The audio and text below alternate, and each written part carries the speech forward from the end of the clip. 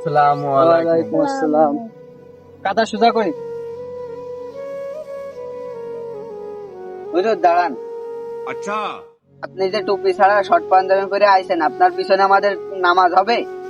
और अभी तो रुको, क्लाइमैक्स अभी बाकी। শর্ট পাঞ্জাবি পরে যদি ইমাম সাহেবের নামাজ পড়লে যদি নামাজ না হয়, তাহলে আপনারা যারা প্যান্ট শার্ট পরে নামাজ পড়েন, আপনাদের কি নামাজ হয়?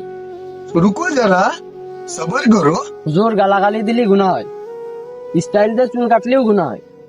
তারপরে এই যে প্যান্ট শার্ট পরলে হুজুরকে দোষ, তাকে গুনাহ আছে, হুজুর খারাপ, হুজুর প্যান্ট শার্ট পরবে কেন? তা ইসলাম ধর্ম কি শুধু হুজুরের জন্য নাকি সবার জন্য? ইসলাম ধর্ম মুসলমানদের জন্য না। তা আপনি যদি মুসলমান হন, আমিও মুসলমান। তা ইসলামের যে বিধান, এটা আপনার পরেও যতটুকু কার্যকর হবে, আমার পরেও ততটুকু।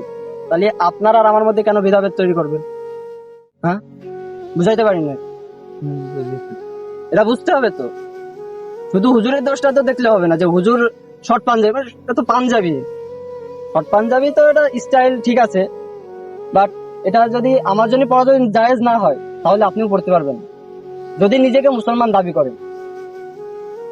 যারা এই যে হুজুরদের দোষ ধরে বেড়ায়, এদের জন্য আসলে তীব্র নিন্দা জানাই যে আপনি যদি মুসলমান হন তো হুজুরও মুসলমান। তো ইসলামের বিধান হুজুরের জন্য যতটুকু কার্যকর, আপনার জন্য ততটুকু কার্যকর। সুতরাং হুজুরের দোষ না ধরে নিজেরটা দেখুন। খুদা হাফেজ।